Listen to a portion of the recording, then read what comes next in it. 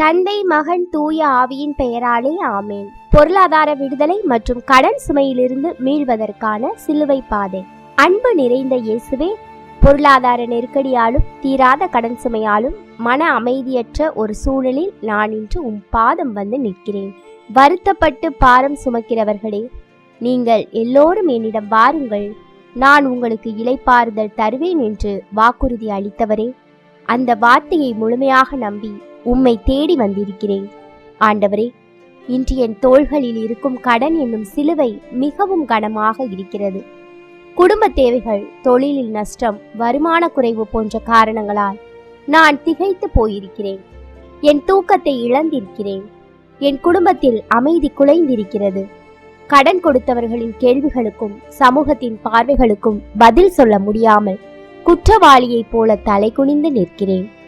இந்த சிலுவை பாதை வழியாக நீர் சுமந்த துன்பங்களை நான் தியானிக்கும் போது என் துன்பங்களிலும் நீர் என்னோடு இருக்கிறீர் என்பதை நான் உணரச் செய்யும். கல்வாரி மலை நோக்கி நீர் நடந்த ஒவ்வொரு அடியும் என் வாழ்வின் இருளை நீக்கி ஒளியை தரட்டும். என் கடன் சுமைகள் குறையவும், தடைப்பட்ட வருமானங்கள் பெருகவும், என் பொருளாதார சிக்கல்களுக்கு ஒரு நிரந்தர தீர்வு கிடைக்கவும், எல்லாவற்றுக்கும் மேலாக இந்த நெருக்கடியிலும் நான் மன உறுதியுடனும் நம்பிக்கையுடனும் இருக்கவும் உம் அருளை தாரும். தூய ஆவியானவரே, என் சிந்தனைகளை ஒருமுகப்படுத்தும்.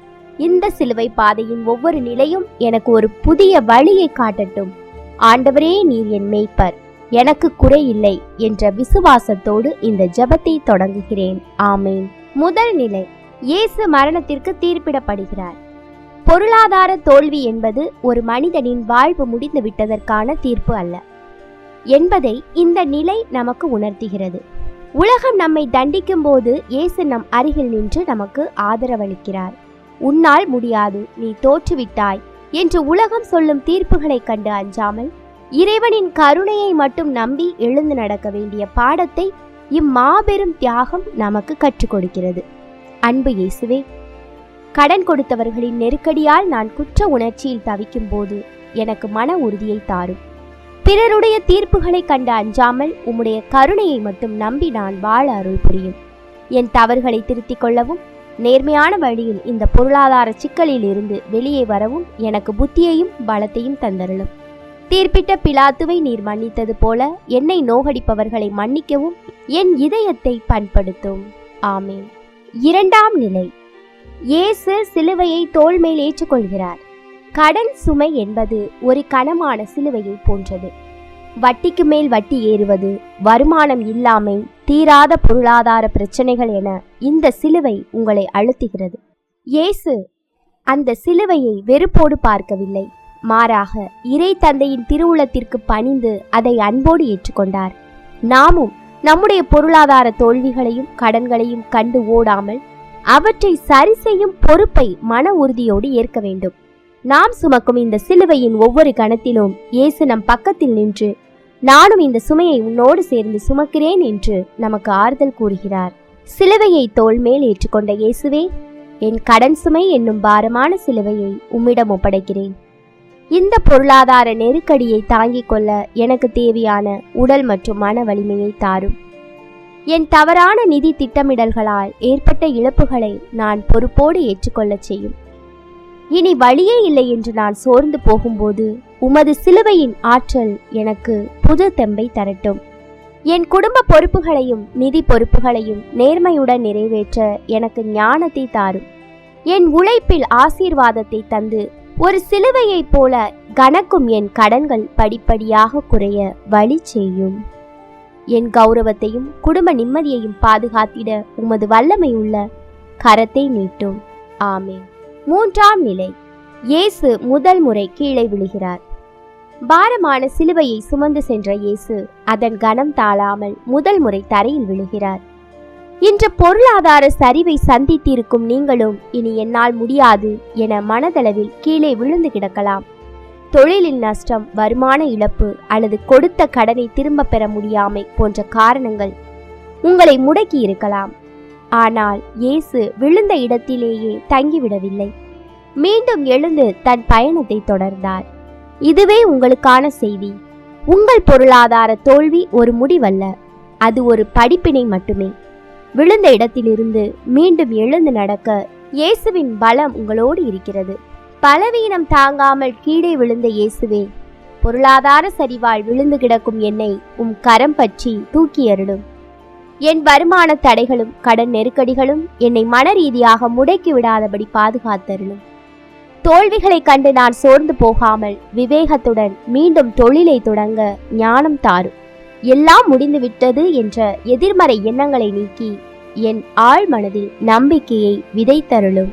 விழுந்த நான் மீண்டும் எழுந்து பொருளாதார விடுதலை பெற உமது வல்லமை எனக்கு துணையாக இருக்கட்டும். ஆமேன். 4ஆம் நிலை. இயேசு தம் தாயை சந்திக்கிறார். சிலுவை சுமந்து செல்லும் வழியில் இயேசு தன் அன்பு தாய் மரியாவை கண்களால் சந்திக்கிறார். மகனின் துயரத்தை கண்டு அந்த தாயின் இதயம் வாழ் ஊடுருவியது போல பிளக்கிறது. இன்று பொருளாதார நெருக்கடியில் இருக்கும்போது உங்களை விட உங்கள் குடும்பத்தினர் அதிகம் கவலைப்படலாம். பண பற்றாக்குறையால் பிள்ளைகளின் படிப்பு, குடும்பத்தின் அடிப்படை தேவைகள் பாதிக்கப்படும் போது ஒரு பெற்றோராக அல்லது பிள்ளையாக நீங்கள் அடையும் வேதனை மிக பெரியது. ஆனால் அந்த துயரமான சூழலிலும் அன்னை மரியாவின் பார்வை இயேசுவுக்கு பெரும் ஆறுதலாக இருந்தது. உங்கள் குடும்ப உறுப்பினர்கள் உங்கள் மீது வைத்திருக்கும் அன்பும் இறைவனின் அரவணைப்பும் இந்த நெருக்கடியை வெல்ல உங்களுக்கு பலம் தரும். அன்பு இயேசுவே, என் பொருளாதார சூழலால் என் குடும்பத்தினர் படும் வேதனைகளை உம்மிடம் ஒப்படைக்கிறேன். பண பற்றாக்குறையினால் எங்கள் குடும்பத்தில் நிலவும் அமைதியின்மையை நீக்கி உமது தெய்வீக சமாதானத்தை தாரும். என் கஷ்ட காலத்தில் என் குடும்பத்தினர் எனக்கு உறுதுணையாக இருக்கவும் ஒருவரை ஒருவர் புரிந்து கொள்ளவும் அருள் புரியும். பிள்ளைகளின் கல்வி செலவுகள் மற்றும் அடிப்படை தேவைகளை சந்திக்க தேவையான வருமான வழிகளை திறந்துவிடும். வருமான பிடியால் எங்கள் அன்பில் விரிசல் ஏற்படாதபடி உமது திரு இரத்தத்தால் எங்களை பாதுகாத்தருளும். நாங்கள் இருக்கிறோம் என்ற அன்பான வார்த்தைகள் மூலம் எங்கள் குடும்ப உறவுகள் பலப்படச் செய்யும். தேவையற்ற வீண் செலவுகளை தவிர்த்து சிக்கனமாக வாழும் பக்குவத்தை எங்கள் அனைவருக்கும் தாரும். குடும்பமாக நாங்கள் இணைந்து ஜெபிக்கும் போது எங்கள் பொருளாதார தடைகள் யாவும் தகர்க்கப்படட்டும். ஆமென். 5ஆம் நிலை. சீமோன் இயேசுவுக்கு உதவி செய்தல். இயேசுவின் உடல் நலிவடைந்து சிலுவையை சுமக்க முடியாமல் தவித்த போது அந்த வழியே வந்த சிரேனே ஓர் சீமோன் என்பவர் அவருக்கு உதவ கட்டாயப்படுத்தப்பட்டார். பொருளாதார நெருக்கடியில் இருக்கும்போது நாமும் யாராவது உதவி செய்ய மாட்டார்களா என்று ஏங்குவதுண்டு. எதிர்பாராத நேரத்தில் யாராவது ஒரு மனிதர் மூலம் நமக்கு கிடைக்கும் சிறு உதவியோ ஆலோசனையோ கடவுள் அனுப்பிய சீமோனாக இருக்கலாம். நம் கடன் சுமையை தனியாக சுமக்க வேண்டியதில்லை. நாம் தளரும் போது நமக்கு துணையாக நிற்க இறைவன் மனிதர்களை பயன்படுத்துகிறார் என்ற நம்பிக்கையே இந்த நிலை. அன்பு இயேசுவே, என் கடன் சுமையை பகிர்ந்து கொள்ள நல்மனம் கொண்ட மனிதர்களை எனக்கு அனுப்பியருளும். என் பொருளாதார சிக்கல்களில் இருந்து விடுபட சரியான வழிகாட்டுதல்களையும் ஆலோசனைகளையும் நான் பெற்றிடச் செய்யும். வங்கிகள் அல்லது கடன் கொடுத்தவர்களிடம் பேசும்போது எனக்கு சாதகமான சூழலையும் கனிவான அணுகுமுறைகளையும் தந்தருளும். என் தொழிலை அல்லது வருமானத்தை உயர்த்தக்கூடிய புதிய வாய்ப்புகளை தந்து என்னை மீட்டருளும். உதவி செய்ய யாருமில்லை என்ற தனிமை உணர்விலிருந்து என்னை விடுவித்து நீர் என்னோடு இருக்கிறீர் என்பதை உணரச் செய்யும். என் கௌரவத்தை காக்க முன்வரும் ஒவ்வொரு கரங்களையும் உமது ஆசீர்வாதத்தால் நிரப்பும். சீமோன் உமக்கு உதவியது போல என் சுமையை தாங்க நீர் ஒரு வழியை திறப்பீர் என்று நம்புகிறேன். ஆமென். 6ஆம் நிலை. வெரோனிகா இயேசுவின் முகத்தை துடைக்கிறார். பொருளாதார நெருக்கடியில் இருக்கும்போது நம் முகம் கவலையாலும் தூக்கமின்மையாலும் கண்ணீரினாலும் பொலிவிழந்து காணப்படும். பிறருக்கு முகம் காட்ட அஞ்சி நாம் தலை குனிந்து நடக்கலாம். ஆனால் இரக்கமுள்ள இயேசு நம் துயரங்களை காண்கிறார்.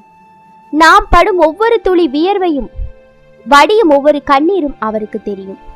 அவர் நம் கவலைகளை துடைத்து நம் வாழ்வில் மீண்டும் மகிழ்ச்சியையும் கௌரவத்தையும் பதியச் செய்ய விரும்புகிறார். இரக்கத்துடன் தன் முகத்தை துடைக்க அனுமதித்த அன்பு இயேசுவே, கவலையினால் வாடும் என் முகத்தை உமது கருணையால் நோக்கியருளும். கடன் நெருக்கடியால் நான் அனுபவிக்கும் மன உளைச்சலையும் வேதனையையும் உமது திரு தூய இரத்தத்தால் கழுவி துடைத்தருளும். அவமானங்களால் நான் தலைகுனிந்து நிற்கும் நேரங்களில் என் கௌரவத்தை மீட்டு தந்து என்னை நிமிர்ந்து நடக்கச் செய்யும். என் கண்ணீரை துடைத்து நான் உன்னோடு இருக்கிறேன் என்ற நம்பிக்கையை என் உள்ளத்தில் பதியச் செய்யும். வறுமையின் அடையாளங்கள் என் முகத்தில் இருந்து மறைந்து உமது ஆசீர்வாதத்தின் ஒளி என் வாழ்வில் வீசட்டும். நான் மற்றவர்களுக்கு செய்ய வேண்டிய உதவிகளை செய்ய தக்கபடி என் பொருளாதார நிலையை உயர்த்தி அருளும். உலகம் என்னை எப்படி பார்த்தாலும் நீர் என்னை நேசிக்கிறீர் என்ற உண்மையை நான் என்று மறவாதிருக்க செய்யும். என் துயரங்கள் நீங்கி நான் மகிழ்ச்சியுடன் உம்மை புகழ எனக்கு பொருளாதார விடுதலையை தந்தருளும். ஆமென். 7ஆம் நிலை. இயேசு 2ஆம் முறை கீழே விழுதல். முதல் முறை விழுந்த இயேசு மீண்டும் எழுந்து நடந்தும் உடல் பலவீனத்தால் 2ஆம் முறையும் தரையில் விழுகிறார். இது நம் பொருளாதார வாழ்வில் நாம் சந்திக்கும் மீண்டும் மீண்டும் வரும் தோல்விகளை குறிக்கிறது. ஒரு கடனை அடைக்க மற்றொரு கடன் வாங்குவது, மீண்டு வருவோம் என்று நினைக்கும் போது தொழிலில் மீண்டும் நஷ்டம் ஏற்படுவது போன்ற சூழல்கள் நம்மை நிலைகுலைய செய்யும். எல்லா முயற்சி செய்தும் பயனில்லையே என்று நீங்கள் சோர்வடையும் போது 2ஆம் முறை விழுந்த இயேசுவை நோக்குங்கள். அவர் விழுந்ததை கண்டு எதிரிகள் சிரித்திருக்கலாம், ஆனால் அவர் அத்தனையும் பொறுத்து கொண்டு மீண்டும் எழுந்தார். தோல்விகள் உங்களை முடக்க அனுமதிக்காதீர்கள். இயேசுவின் பலம் உங்களை மீண்டும் எழச் செய்யும். மீண்டும் தரையில் விழுந்த இயேசுவே, என் வாழ்வில் தொடர்ச்சியாக வரும் பொருளாதார சரிவுகளால் நான் சோர்ந்து போகாதபடி என்னை தூக்கி அருளும்.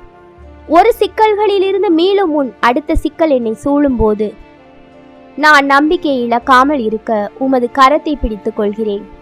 கடன் சுமை என்னும் சூழலிலிருந்து நான் முழுமையாக விடுபட எனக்கு ஒரு நிலையான வருமான வழியை காட்டியருளும். தொழிலில் மீண்டும் மீண்டும் ஏற்படும் தடைகளை உமது வல்லமையால் தகர்த்தெறிந்து எனக்கு வெற்றியை தந்தருளும்.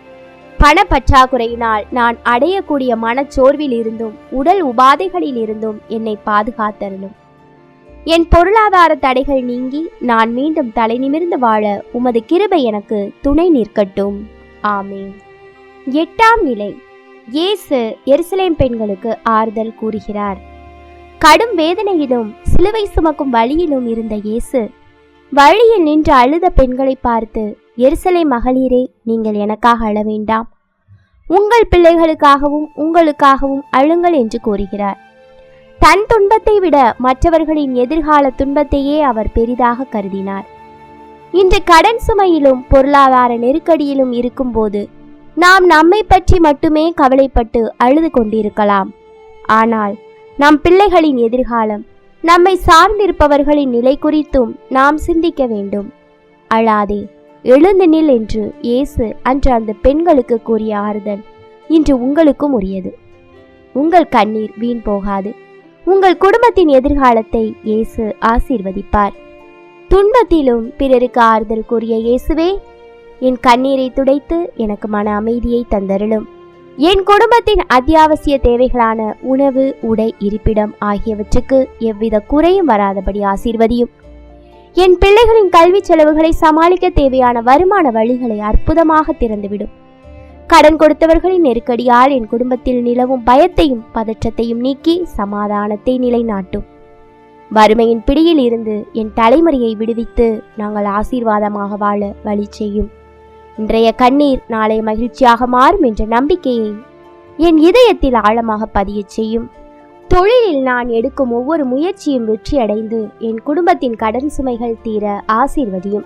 அழுது கொண்டிருந்த பெண்களுக்கு நீர் ஆறுதல் தந்தது போல என் தனிமை மற்றும் விரக்தியில் எனக்கு துணையாக நில்லும். என் பிள்ளைகள் வளமான வாழ்வு வாழவும் அவர்கள் ஒருபோதும் கடன் சுமையில் சிக்காதிருக்கவும் முன்கூட்டியே அவர்களை ஆசீர்வதியும். ஆமேன். 9ஆம் நிலை. இயேசு 3ஆம் முறை கீழே விழுகிறார். கல்வாரி மலையின் உச்சியை நெருங்கும் வேளையில் உடல் முழுவதுமாக தளர்ந்து போன நிலையில் இயேசு 3ஆம் முறையாகவும் கீழே விழுகிறார். இது ஒரு மனிதன் சந்திக்கக்கூடிய உச்சக்கட்ட சோர்வை குறிக்கிறது. பொருளாதார ரீதியாக இனி என்னால் ஒரு அடி கூட எடுத்து வைக்க முடியாது, எல்லா கதவுகளும் அடைக்கப்பட்டு விட்டன என்று நீங்கள் நினைக்கும் தருணம் இது. கடனை அடைக்க எடுத்த எல்லா முயற்சிகளும் தோல்வி அடைந்து முற்றிலுமாக முடங்கி கிடக்கும் நிலையை இயேசு அறிவார். அவர் 3ஆம் முறை விழுந்த போது அவரது எதிரிகள் அவர் இனி எழவே மாட்டார் என்று எண்ணினர். ஆனால் அவர் மீண்டும் எழுந்து தன் இலக்கை அடைந்தார். இந்த நிலை நமக்கு சொல்லும் பாடம், உங்கள் வீழ்ச்சி எவ்வளவு ஆழமாக இருந்தாலும் இறைவனின் பலத்தால் நீங்கள் மீண்டும் எழ முடியும். 3ஆம் முறையும் கீழே விழுந்த இயேசுவே, என் வாழ்க்கையின் மிக கடினமான இந்த பொருளாதார சூழலில் எனக்கு துணையாக நில்லும்.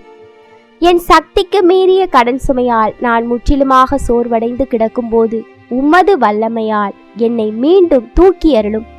இனி வழியே இல்லை என்று நான் விரக்தியின் விளிம்பில் நிற்கும்போது உமது உயிர்ப்பின் ஒளியை எனக்கு காட்டியருளும். தொழிலில் ஏற்பட்டுள்ள முடக்கங்களை நீக்கி நான் இழந்ததை விட பல மடங்கு உயர்வை காணச் செய்தருளும். ஒவ்வொரு முறை நான் விழும்போதும் என்னை ஏளனம் செய்தவர்கள் வியக்கும் வண்ணம் என்னை உயர்த்தி நிறுத்தும். என் கடன் சிக்கல்களுக்கு தீர்வு காணக்கூடிய புதிய பண வரவுகளையும் வாய்ப்புகளையும் தேடி வரச் செய்யும். ஆண்டவரே, என் பலவீனத்தில் உமது பலத்தை தாரும் என்று நான் கதறும்போது என் குரலுக்கு செவி சாய்த்தருளும். தற்கொலை எண்ணங்கள் போன்ற இருண்ட சிந்தனைகளை என் மனதில் இருந்த அடியோடு அகற்றி வாழ்வின் மீது பற்றை உருவாக்கும். உமது பாடுகளின் பலனாக என் கடன் பத்திரம் கிழித்தெறியப்படவும் நான் விடுதலை அடையவும் கிருபை செய்யும். விழுந்த இடத்திலிருந்து நீர் எழுந்தது போல நானும் என் பொருளாதார நெருக்கடியிலிருந்து வெற்றி வீரனாக எழுவேன் என்று விசுவசிக்கிறேன். ஆமென். 10ஆம் நிலை, இயேசுவின் ஆடைகள் களையப்படுதல். கல்வாரி மலையின் உச்சியை அடைந்ததும் இயேசுவின் ஆடைகள் பலவந்தமாக களையப்படுகின்றன. இது ஒரு மனிதன் சந்திக்கக்கூடிய உச்சக்கட்ட அவமானம். பொருளாதார நெருக்கடியில் இருக்கும்போது நாமும் இதே போன்ற ஒரு நிலையை உணரலாம். நம்மிடம் இருந்த சேமிப்பு, சொத்துக்கள், நகை அல்லது கௌரவம் என ஒவ்வொன்றாக நம்மை விட்டு போகும்போது நாம் உலகத்தின் முன்னால் நிர்வாணமாக்கப்பட்டது போல உணரக்கூடும். எல்லாவற்றையும் இழந்து விட்டேனே என்ற வேதனை உங்களை வாட்டலாம். ஆனால் எல்லாவற்றையும் இழந்த நிலையில் நின்ற இயேசுவிடம் இறை தந்தையின் அருள் முழுமையாக இருந்தது. உங்கள் உடைமைகள் பறிபோயிருக்கலாம், ஆனால் உங்கள் உயிருக்கும் ஆன்மாவிற்கும் உரிமையாளரான கடவுள் உங்களை கைவிட மாட்டார். ஆடைகள் களையப்பட்டு அவமானப்படுத்தப்பட்ட இயேசுவே, என் இழப்புகளால் நான் அடையும் மனவேதனையை உமக்கு அர்ப்பணிக்கிறேன். கடன் நெருக்கடியால் என் சொத்துக்களோ அல்லது உடைமைகளோ பறிபோகும் சூழல் வரும்போது நான் நிலை குலையாமல் இருக்க பலம் தாரும். பிறர் முன்னிலையில் என் வறுமை வெளிப்பட்டு நான் அவமானப்படும் போது உமது திருமுகத்தின் ஒளியால் என்னை மூடிக்கொள்ளும்.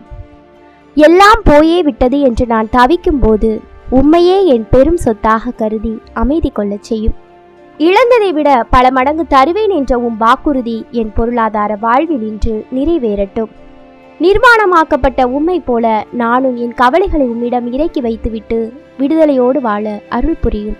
அவமானங்களை ஆசீர்வாதங்களாக மாற்றும் உமது கரங்களில் என் வாழ்வை முழுமையாக ஒப்படைக்கிறேன். ஆமென்.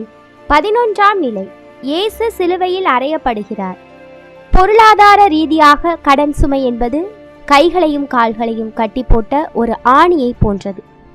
எங்கு சென்றாலும் கடன் கொடுத்தவர்களின் தொல்லை, எந்த முயற்சி எடுத்தாலும் வட்டி என்ற ஆணி என்னை அழுத்துகிறதே என்று நீங்கள் வேதனைப்படலாம். தப்பிக்க வழியே இல்லாத ஒரு இக்கட்டான சூழலில் நீங்கள் சிறைப்பட்டிருக்கலாம்.